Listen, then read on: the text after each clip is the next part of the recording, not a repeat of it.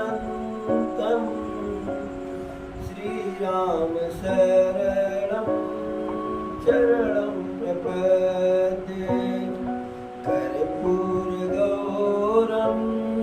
करुणावतारं संसारसारं भुजगेन्द्रारं सदा वसन्तं हृदयारविन्दे भवं भवानी सहितं नमामि। शान्ताकारं भुजगशयनं पद्मनाभं सुरेशं विश्वाधारं गगनसदृशं मेघवर्णं शुभांगं लक्ष्मीकान्तं कमलनयनं योगिर्विध्यानगम्यं वन्दे विष्णु भवभयहरं सर्वलोकैकनाथं नीलाम्बुजश्यामलकोमलाङ्गं सीतासमारोपितुमामभागं पाणौ महासायकचारुचापं नमामि रामं रघुवंशनाथं। मङ्गलं भगवान् विष्णु मङ्गलं गरुडं ध्वज मङ्गलं पुण्डरीकाक्ष मङ्गलाय तनोहरि। ब्रह्मा मुरारी त्रिपुरान्तिकारी भानु शशि भूमिसुतबुधश्च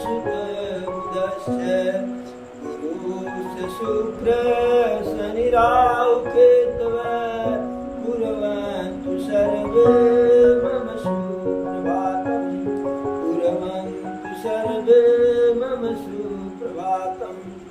सर्वमङ्गलमाङ्गल्ये शिवे सर्वार्थसाधिके शरणे त्र्यम्बके गौरी नारायणी नमोऽस्तुते नमोऽस्तुते।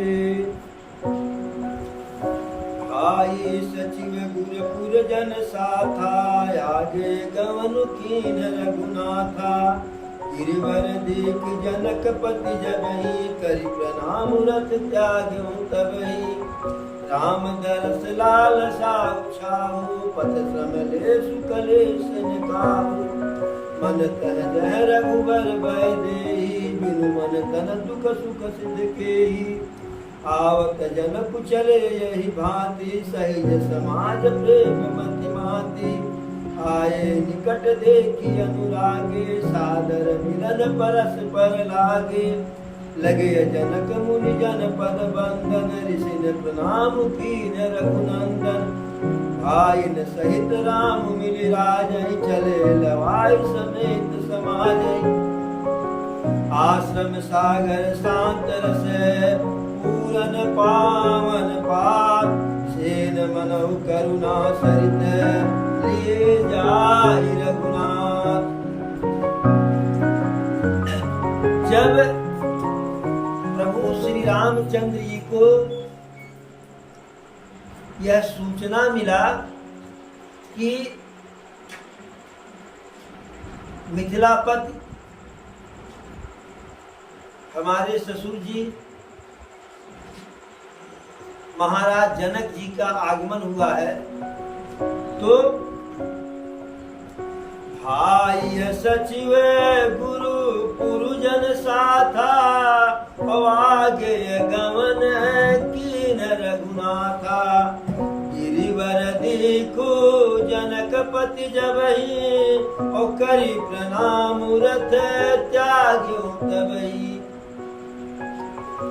प्रभु को जैसे ही जो है सूचना मिली, जानकारी हुई कि महाराज विदेह आ रहे हैं, जनक जी आ रहे हैं, तो साथ में अपने भाइयों को लिए, गुरुदेव वशिष्ठ जी को लिए, पुरजन और अवधपुरी से जो उनके सगे संबंधी आए थे सबको साथ लिए और आगे गमन कीन रघुनाथा। हालांकि जब गुरुदेव साथ में रहते हैं तो प्रभु उनके पीछे चलते हैं, लेकिन जनक जी का आगमन सुने तो थोड़ी सी जो है मर्यादा के विपरीत हुए। जनक जी का आगमन सुन करके आगे गमन कीन रघुनाथा, प्रभु आगे आगे चले, पीछे पीछे बाकी सब चले। और जनक जी क्या किए? गिरिवर देखो जनकपति जबहि, करि प्रणाम रथ त्याग तबहि। जैसे ही यमुना नदी पार किए जनक जी, उनको चित्रकूट दिखाई पड़ा, तुरंत रथ से उतर गए। चित्रकूट पर्वत जैसे दिखाई पड़ा तो चित्रकूट पर्वत के सम्मान में, और चित्रकूट पर्वत के सम्मान में नहीं, वहां पर प्रभु श्री राम का आश्रम है, गुरुदेव वशिष्ठ भी वहां है। तो इन सब के सम्मान में, इन सब के आदर में जनक जी रथ को त्याग दिए। राम दरस लाल साउ छाहू, पथ श्रम लेसु कले सुन काहू। मन तह जह रघुबर भय देहि, और बिनु मन तन दुख सुख सुधि केहि।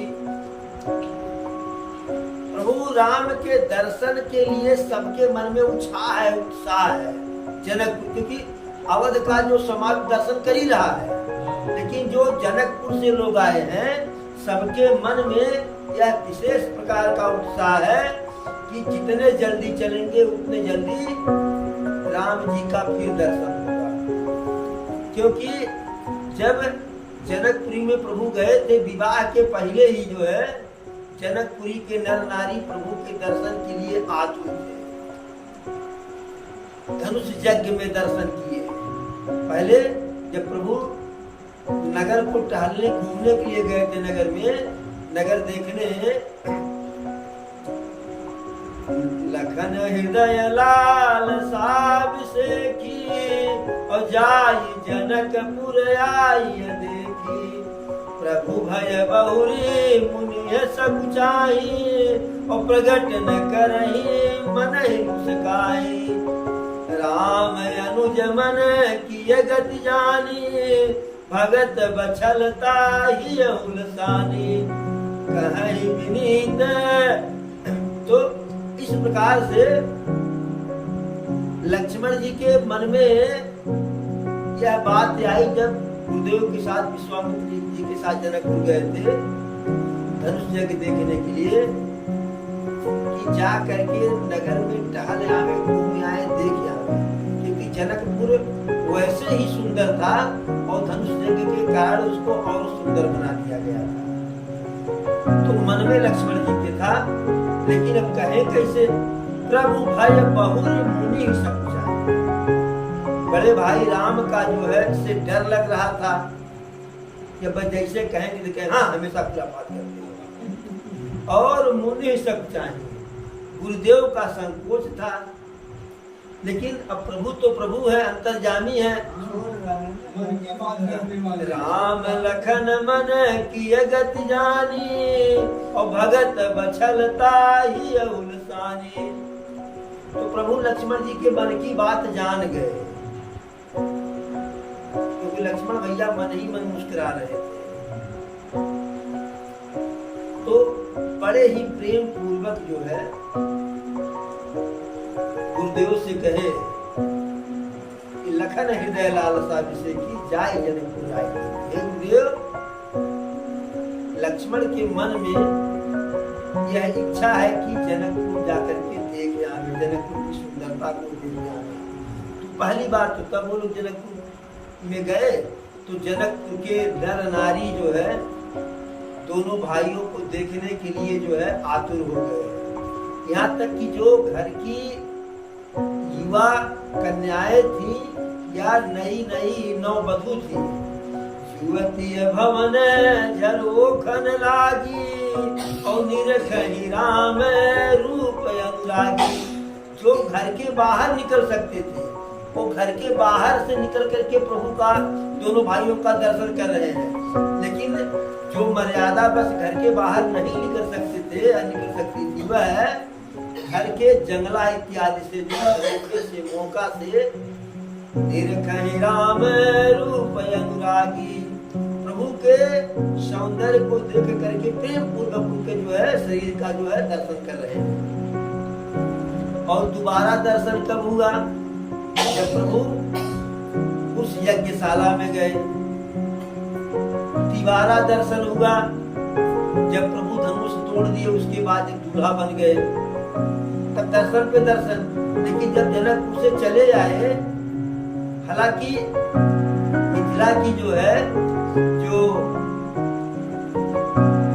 प्रभु की साली और सरला इत्यादि थी, और बड़े प्रेम से गीत गाती थी जो प्रभु के लिए, पहुना ये पहुना यही मिथिल में रहुना, पहुना ये पहुना, कि इसी मिथिला में ही रहिए और बढ़िया बढ़िया खाना खिलाएंगे, बढ़िया बढ़िया पानी पिलाएंगे, हमेशा पंखा चलाएंगे और दूध से नहलाएंगे, उपवा लगाएंगे, तेल लगाएंगे, और झूठ नहीं बोल रहे हैं, कसम से 1 महीने में करिया से गोर बनाएंगे।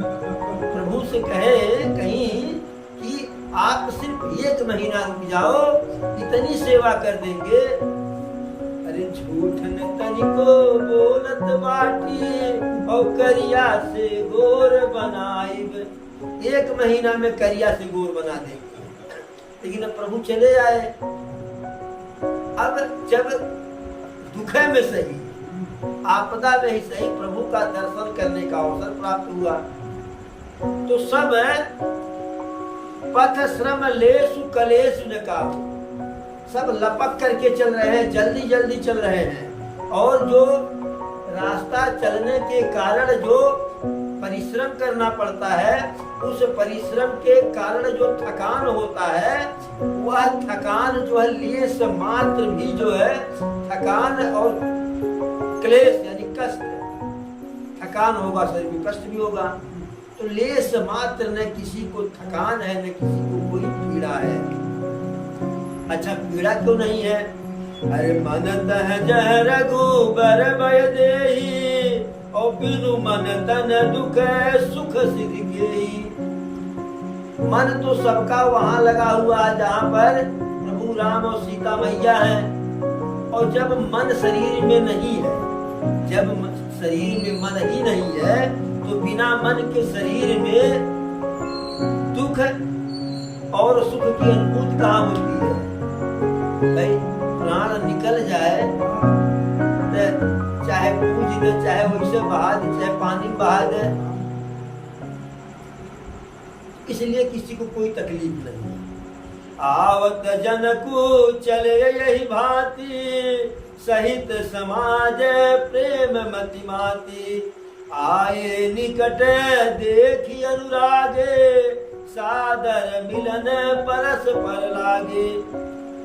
जनक जी इस प्रकार से जो है चले जा रहे हैं कि जैसे सहित समाज प्रेम मति माती। जनक जी भी और उनका पूरा समाज जैसे प्रेम के नशे में जो है चूर हो, प्रेम के मद में मात गया हो। और आए निकट देखी अनुरागी, जब दोनों समाज उधर से प्रभु आ रहे हैं अगवानी करने के लिए स्वागत में, इधर से जनक जी का समाज है, जब दोनों समाज निकट आ गया आमने सामने, सादर मिलन परस्पर लागे, एक दूसरे से लोग मिलने लगे। लगे जनक मुनि जनपद बंदन, और ऋषि ने प्रणाम कीनु रघुनंदन। जनक जी गुरु वशिष्ठ जी को प्रणाम करने लगे, उनके चरणों को पकड़ करके उनके चरण में श्रद्धा पूर्वक जो है विनय करने लगे। और प्रभु श्री राम जो जनक जी के साथ जनकपुरी से ऋषि मुनि आए थे, सदानंद जी आए थे, और जो ब्राह्मण आए थे, उन सबको जो है प्रभु श्री राम प्रणाम किए। आइन सहित राम मिली राजहि, चले लवाई समेत समाजहि। प्रभु अपने और अपने बाकी तीनों भाइयों के साथ महाराज जनक जी से मिले। पहलगी आशिक हुआ और हल्का फुल्का वही जो है कुशल क्षेम पूछा गया। उसके बाद चले लवाई समेत समाज है, पूरे अपने समाज और जनक जी के समाज को एक साथ लेकर के आगे चले। अब जब आगे चल रहे हैं तो उसका बहुत ही सुंदर वर्णन गोस्वामी जी करते हैं। आश्रम सागर शांत रस, पूरन पावन पाठ, सेन मनहु करुणा सरित, लिए जाहि रघुनाथ। आश्रम सागर शांत रस, प्रभु जी का जो आश्रम है चित्रकूट में पंचवटी, वह जैसे शांत रस का सागर हो। प्रभु का आश्रम शांत रस का सागर हो और वह पवित्र सागर है तो शांत रूपी पवित्र जल से परिपूर्ण हो। पूरन पावन पात्र, प्रभु का आश्रम है शांत रूपी जल से भरा हुआ सागर हो। और सेन मनहु करुणा सरित, और जो जनक जी की का समाज है, सेना है, वह जैसे करुणा का दुख का सागर समुद्र नदी हो। लिए जाहि रघुनाथ, और जो जिसे प्रभु अपने साथ जो है ले करके जा रहे हैं, अर्थात जो करुणा रूपी नदी है जनक जी का समाज, तो नदी का एक ही कार्य होता है, उसका अंतिम लक्ष्य ही होता है कि नदी किसी न किसी रूप में जा करके उसका जल समुद्र में मिलेगा। तो प्रभु का आश्रम है शांत रस का समुद्र है, जो शांत रूपी रस से बिल्कुल लबालब भरा हुआ है। और जनक जी का समाज दुख रूपी नदी है, तो दुख रूपी नदी उस शांत रूपी समुद्र में मिलने के लिए प्रभु के पीछे पीछे जा रही है। पूरित ज्ञान विराग करारे, बचन सशोक मिलत नद नारे। और यह करुणा नदी जो है इतनी बढ़ गई है, क्योंकि जो लोग जा रहे हैं तो भाई जो पीछे है तो बद में पहुंचेगा, लेकिन जल्दी से जल्दी हुआ, क्योंकि इन चारों भाई से मुलाकात हो गई, लेकिन हकीकत में माँ के पक्ष वाले का असली झुकाव तो अपनी बिटिया से रहता है। सीता जी से मिलन नहीं हुआ, तो सब अब प्रभु के आश्रम में जाना चाह रहे हैं कि कितने जल्दी चले जाएं, तो कुछ जो पीछे हैं बगले से किनारा कवई काट करके आगे बढ़ना चाह रहे हैं। तो बोरित ज्ञान विराग करारे, तो जो ज्ञान रूपी वैराग रूपी जो है जो करारा है, उसको तोड़ करके आगे बढ़ जा रहे हैं। और बचन सशोक मिलत नद नारे, और जो उसमें से कोई दुख के आवाज में बोल दे रहा, सांस ले रहा है, तो वह जैसे नदी जब आगे बढ़ती है तो अगल बगल से छोटी नदी नाला छोर आकर के उसमें मिलता है ना, उसका भी जल मिलता है। तो वह शोक रूपी जो वचन है, वह मान लीजिए कि और नाला आ गया, उसमें जो है ना नाला छोड़ छोटी नदी मिल गई। सोच उषा से समीर तरंगा, और धीरज तट तरुवर कर भंगा। और जब लोग दुख के कारण उसास लेते हैं, तो वह जो करुणा रूपी नदी आगे बढ़ रही है, तो उसास लेने से ऐसा होता है कि जैसे नदी में नई नई लहर उठ रही हो, नई नई लहर उठ रही हो। और धीरज तट तरुवर कर भंगा, और जब नदी में लहर उठ रही है, नाला इत्यादि का छोर का पानी मिल तो पानी बढ़ जा रहा है, तो जो धैर्य है जनक जी के समाज का, अब शोक के कारण जो है, शोक रूपी तरंग के कारण जो है वह धैर्य टूट जा रहा है। और तरुवर कर भंगा, नदी में बाढ़ आती है तो नदी उफना जाती है, तो करारे पर जो पेड़ पालो होते उनको भी तोड़ देती है। विषम विषाद तुरावती धारा, भय भ्रम भंवर अवर्त अपारा, केवट बुध विद्या बड़ी नावा, और सकहि न खेई एक नहीं आवा। विषम विषाद तुरावती धारा, और यह जो विषाद है, बहुत बड़ा जो दुख है जनक जी के समाज को, वह तुरावत धारा, वह ऐसी धारा बन जा रही है कि जैसे नदी की धारा जो है बांध को तोड़ देती है। भय भ्रम भंवर अवर्त अपारा, और जब नदी के धारा में बीच बीच में भंवरी बन जाता है, भंवरियाने लगता है, तो उसमें से पार पाना कठिन होता है। केवट बुध विद्या बड़ी नावा, यद्यपि केवट जैसे, निषाद राज केवट जैसा जो है, या जो वहाँ पे और विद्वान है, वह नाव के रूप में है, क्योंकि दुख का जो है समापन है बुद्धि से, विवेक से ही होता है। तो केवट राज निषाद के रूप में और जो विद्वान इत्यादि है, वह नाव की तरह से है कि जो नदी को पार कर दे, लेकिन सकहि न खेई एक नहीं आवा, वह सामर्थ्य नहीं उनके पास, जो वह सामर्थ्य उस दुख के घड़ी में, दुख के नदी में जो विवेक रूपी नाव है केवट का, वह पार उतारने में सक्षम नहीं है। भाई एकदम जो है नदी बरजा गई हो तो, और उसमें धारा तेज बह रहा हो, तो छोटी नाव उसमें जो है हचकोला खाई जाएगा। बनचर कोल की रात बेचारे, थके बिलो की पथि कही हारे।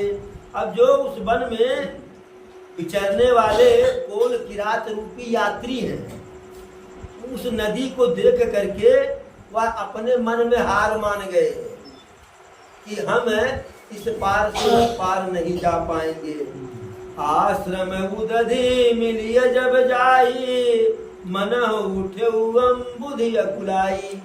और जब यह नदी जा करके, मैंने शोक रूपी नदी शांत रूप से, जल से भरी हुई जो है शांत रूपी समुद्र से जा करके वहां मिली, जहाँ प्रभु का आश्रम, जब वहां मेल हो गया, अब दोनों पूरा समाज मिल गया, तो अब भीड़ बढ़ गई।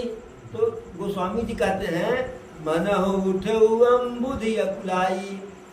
अभी तो वहां हल्का फुल्का लोग रोए थे ना, लेकिन जब यहाँ पहुंचे, जब बिटिया को देखे, तब दोनों समाज रोने लगा। तो जैसे अम्बुधि अकुलाई, जैसे जल जैसे ज्वार भांटा जाता है, उसी प्रकार से लगा कि उस शांत रूपी समुद्र में ज्वार भांटा से आ गया। शोक विकल दो राज समाजा, रहा न ज्ञानु न धीरज लाजा। रूप रूप गुण शील सराही, और वही शोक सिंधु अवगाई। शोक विकल दो राज समाजा। अब जो दोनों राज समाज है, अवध का और जनक का, दोनों समाज जो है शोक से व्याकुल है। और रहा न ज्ञान न धीरज लाजा, जबकि उसमें बड़े बड़े विद्वान हैं जो यह जानते हैं कि शरीर का कोई मतलब नहीं है। शरीर जन्म लिया है तो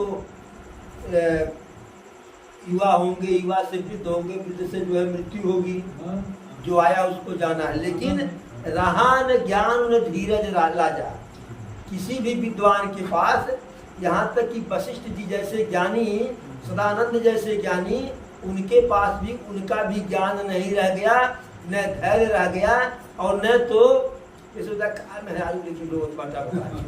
लाज नहीं रहा। तो यह लाज भी नहीं रह गया कि कोई क्या कहेगा।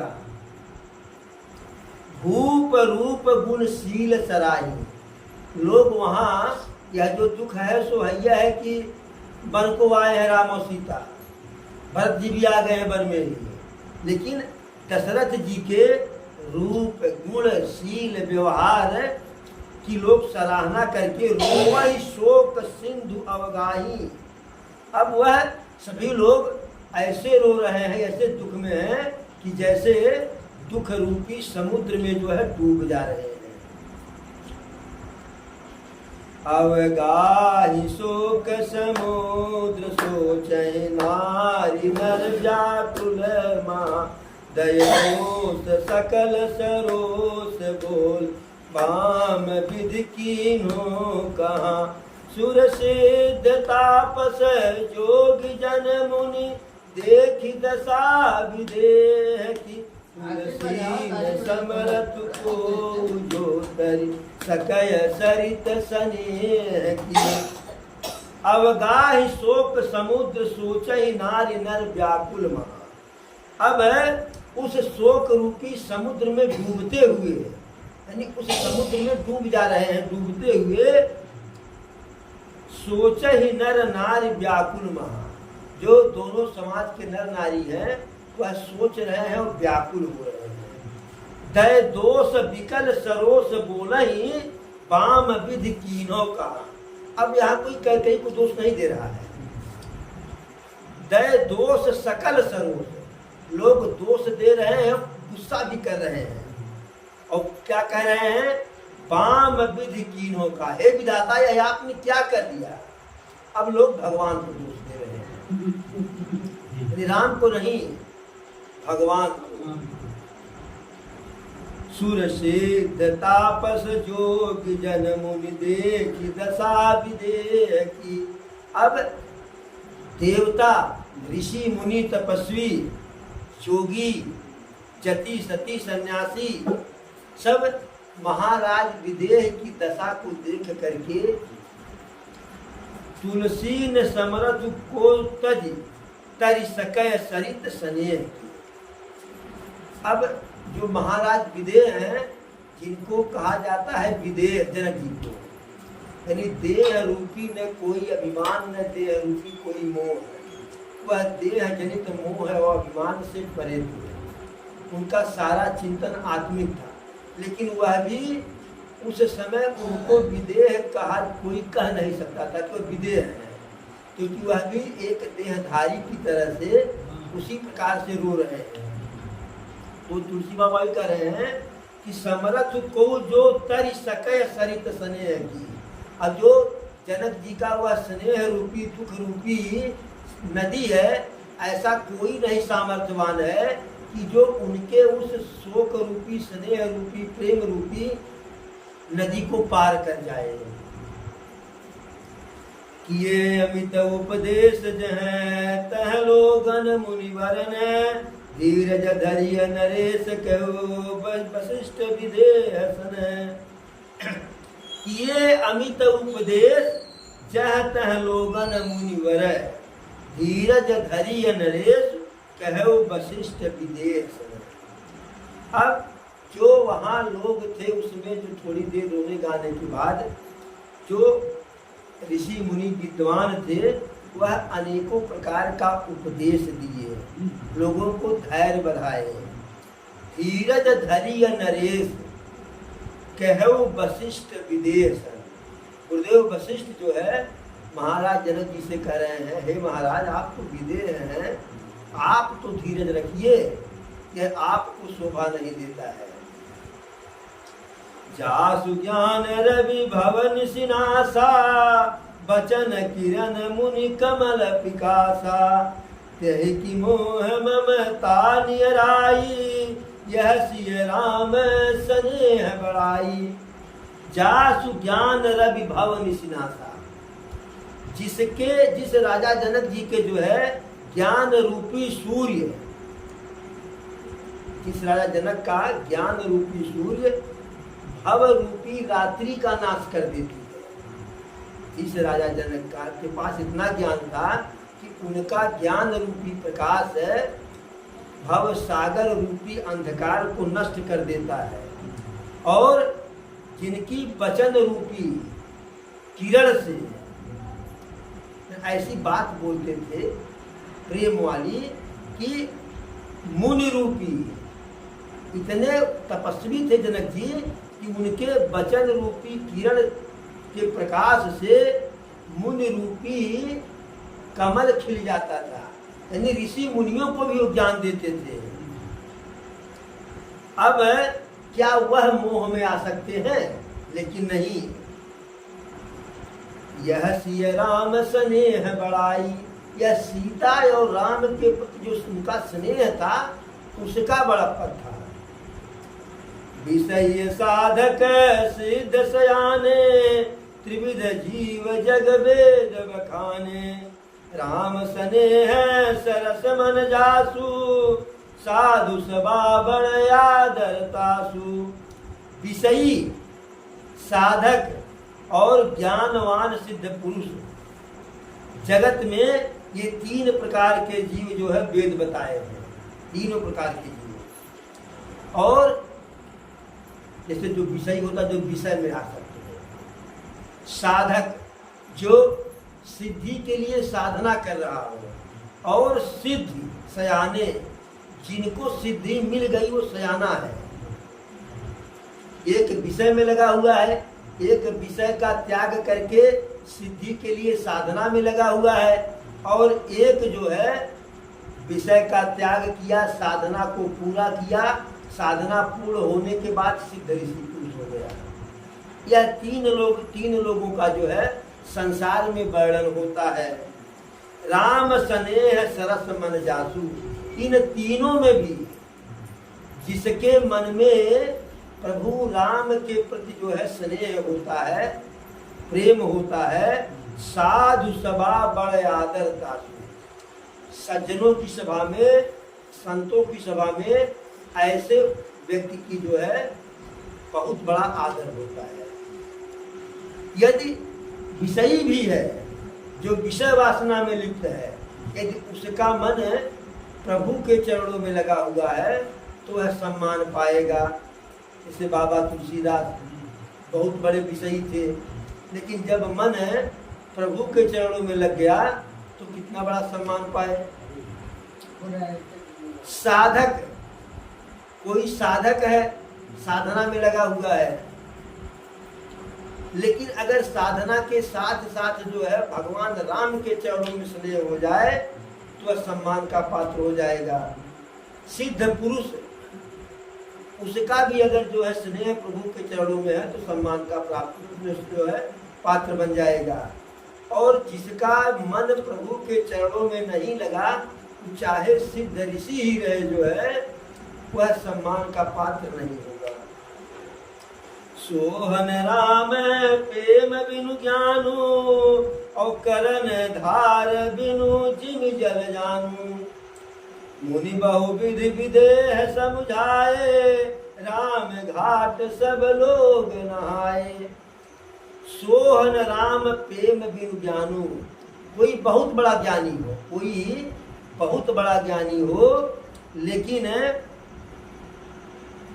यदि उसका प्रेम राम में नहीं है तो वैसे ही वह शोभायमान नहीं होता है, शोभा नहीं पाता है, मान नहीं पाता है, महत्व नहीं पाता है। जैसे करन धार बिनु जिम जल जानू, जैसे जलयान हो, जहाज हो, उसमें कर्णधार न हो। अब जहाज ना ही, आप नाव ही मान लीजिए जो है, तो नाव में जब तक चाहे बड़का वाला लग्गा हो और बड़का वाला ना हो तो छोटका वाला ही हो, अगर यह नहीं है तो जहाज बेकार है और नाव बेकार है। कभी किसी मल्लाह को आप बिना उसके नाव को चलाते नहीं देखे होंगे भाई। जहाँ कम पानी होता है तहाँ बड़के का सहारा लेते हैं, और जमीन में देख करके नाव को आगे बढ़ा लेते हैं, और जहाँ अथाह पानी होता है तो वहाँ छोटे वाले से ऐसे ऐसे करके जो है आगे बढ़ाते हैं। तो उसके बिना नाव नहीं, और वैसे जहाज में भी कर्णधार होता है। मुनि बहु विधि विधेय समझाए, राम घाट सब लोग नहाए। तब गुरुदेव वशिष्ठ जी अनेकों प्रकार से जनक जी को समझाए, और जब समझा दिए और समझ गए, जब जनक जी समझ गए तो सभी लोग समझ गए। बिटिया दामाद तो उनके रहले, जब उन मान गई ने, उन स्वीकार कैले कि ठीक बे, तो सभी लोग मान गए। उसके बाद लोग मंदाकिनी नदी में राम घाट पे स्नान किए, जहाँ प्रभु स्नान करते थे। सकल शोक संकुल नर नारी, शोभासर बीते बिनु बारी। पशु पशु खग मृगनन कीनु आहारू, प्रिय परिजन कर कौन विचारू।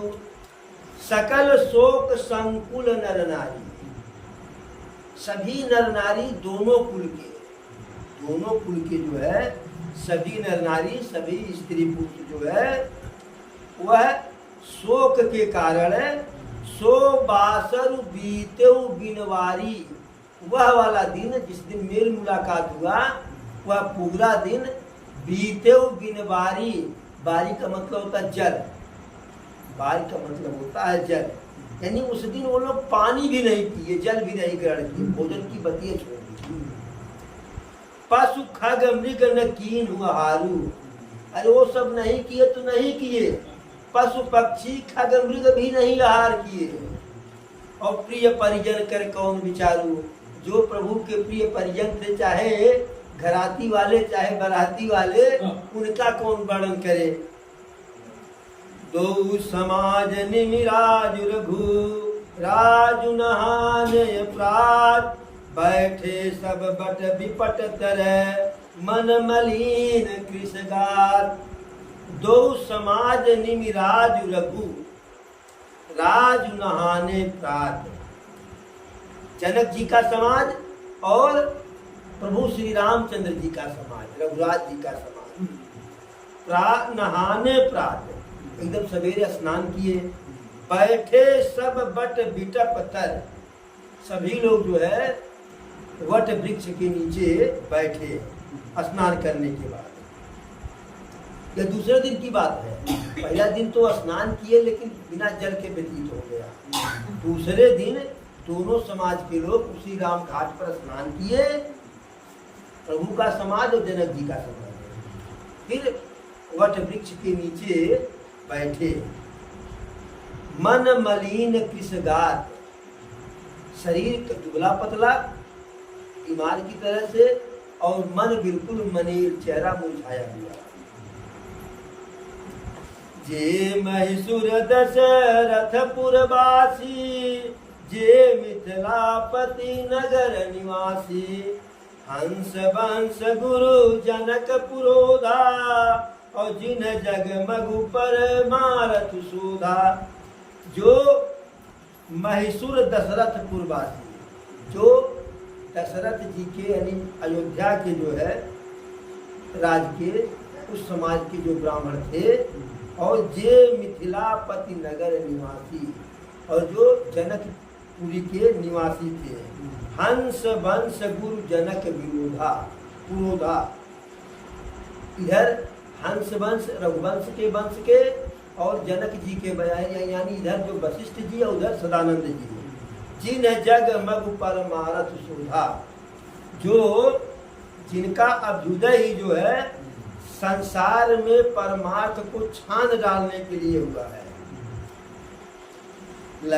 लगे कहन उपदेश अनेका, सहित धर्म नय विरति विवेका। कौशिक कही कही कथा पुरानी, समुझाई सब सभा सुबानी।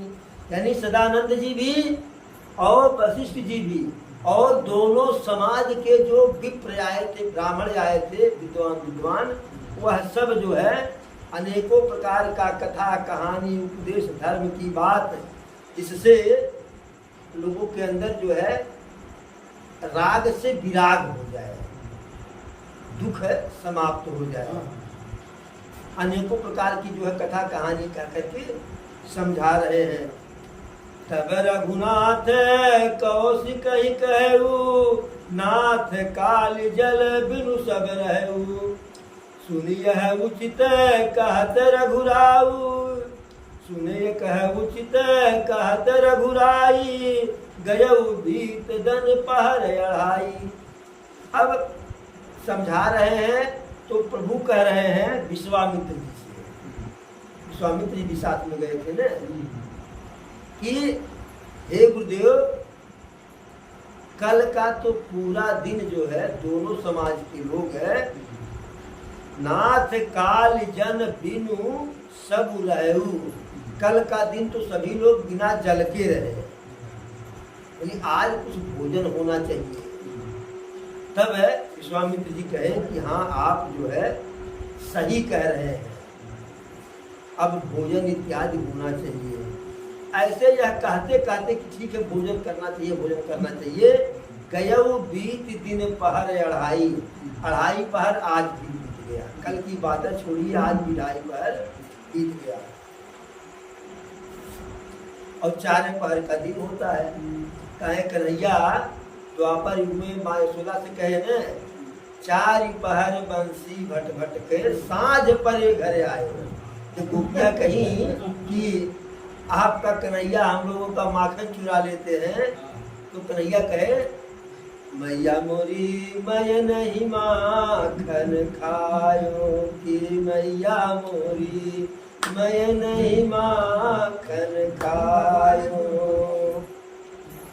भोर भये गैयन के पीछे बरबस मोहि पठायो, कि मैया मोरी मैं नहीं माखन खायो। ग्वाल बाल सब बैर करते हैं, बरबस मुख लपटायो, कि ग्वाल बाल जो है हमसे पैर करते हैं और जबरदस्ती मेरे मुख में जो है दही लगा देते हैं।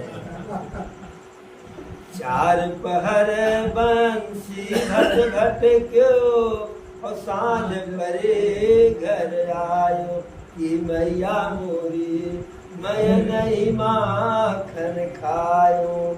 अब जब बार बार कन्हैया कहे कि मैया मोरी मैं माखन नहीं खाया, और जब माता यशोदा ग्वालियों के ऊपर नाराज होने लगी, तो प्रभु को लगा कि बहुत गड़बड़ हो जा रहा है। भाई वो जमींदार थी और ये सब आसामी थी, तो लगा कि कहीं ज्यादा न नाराज हो जाए।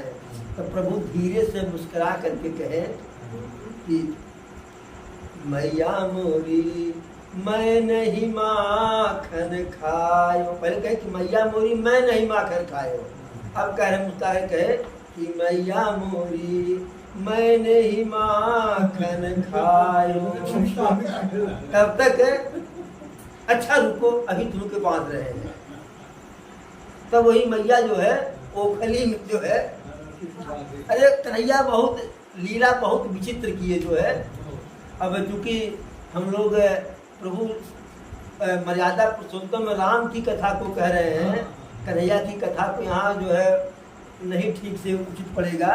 ये तो बहुत लीला, लीला ऐसा किए कि जब किसी ने कोई गोपी कही कि अब आज आयो तो देखबे कर कैसे माखन खाएंगे बा। अब किए क्या जो है प्रभु कि वह जहाँ मक्खन टांगी हुई थी उसी के नीचे सो गई, चारपाई रख कर। अब प्रभु क्या किए जो है वह अपने जो है पूरे गोल को सजा लिए और पिरामिड बना दिए, ऊपर अपने चढ़ गए और माखन खाए, सबको खिलाए, चले आए। और देखी सुबह माखन गायब। एक बार पति पत्नी दोनों सोए हुए थे और प्रभु किए क्या जो है पति पत्नी का जो है बाल आपस में बांध दिए और फिर हाथ पैर जो है चारपाई में बांध दिए।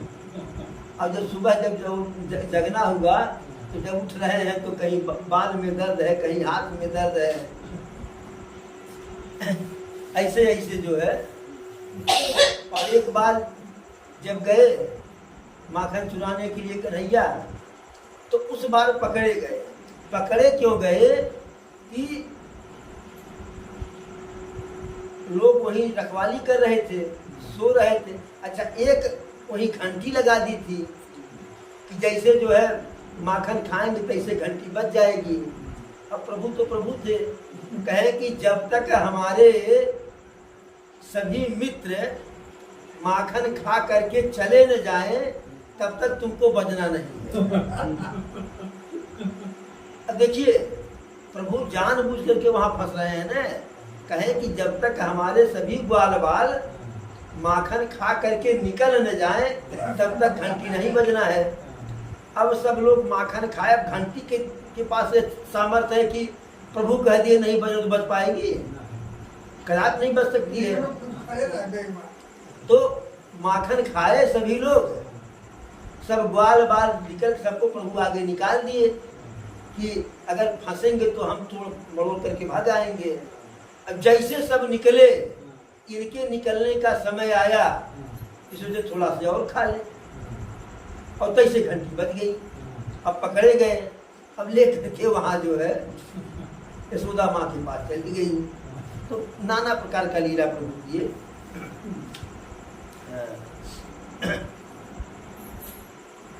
तो 2:30 पहर बीत गया और 4 पहर का दिन होता है, नहीं दोपहरिया से वह लटक गया। 3रा पहर ऋषि रुख लखी कहते रहुत राजू, यहाँ उचित नहीं असन अनाजू। कहा भूप भले सबई सुहाना, और पाई रजाय सुचल नहाना।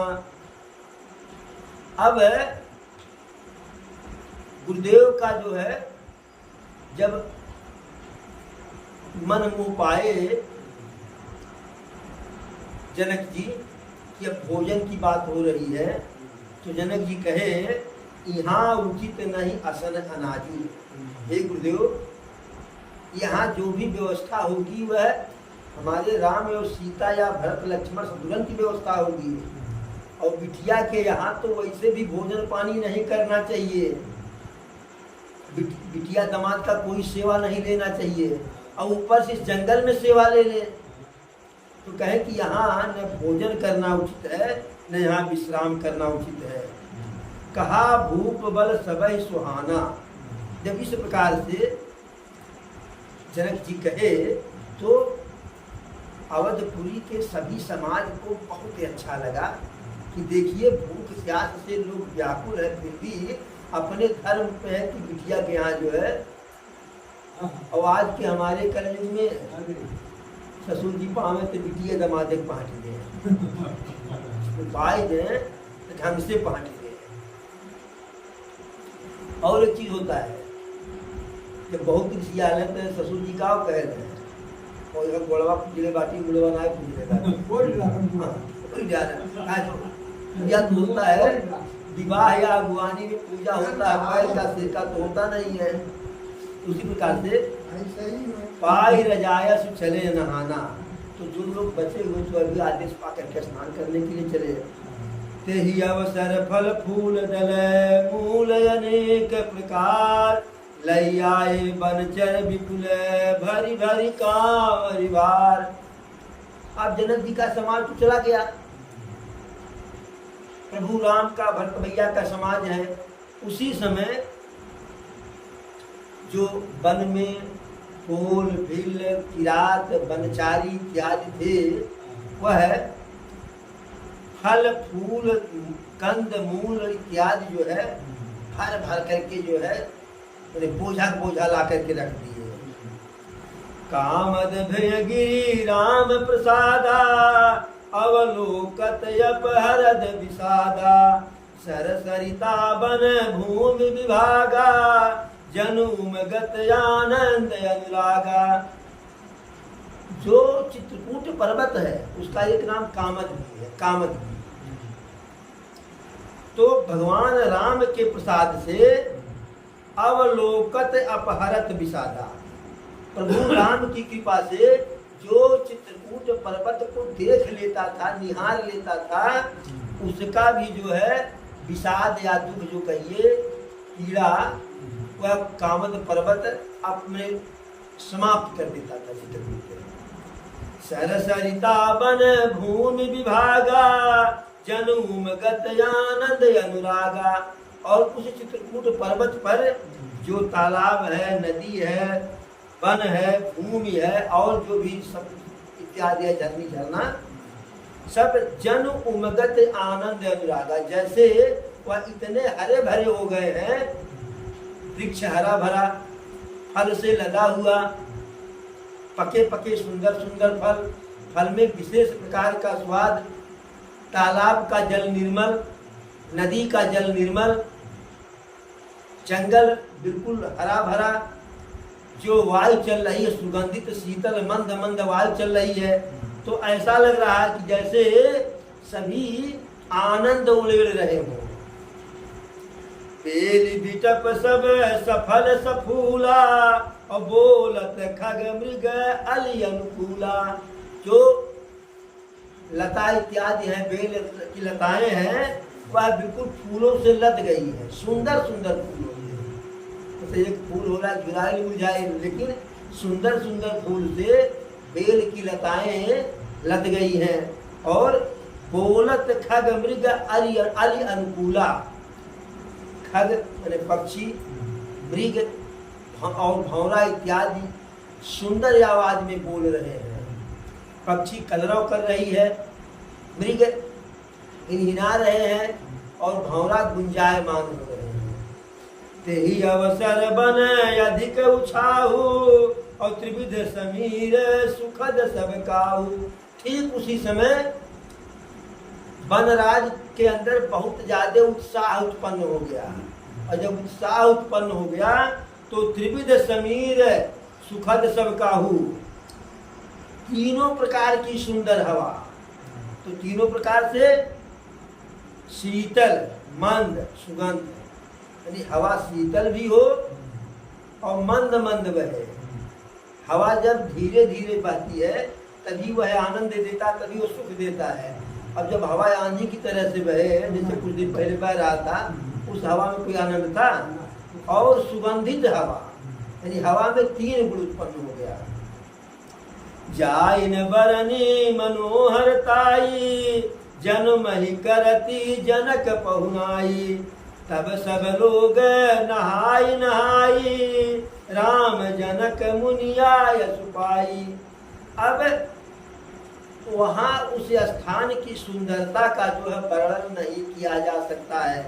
ऐसे लग रहा है कि जनक जी पहुना बन करके आए हैं बिटिया के यहाँ।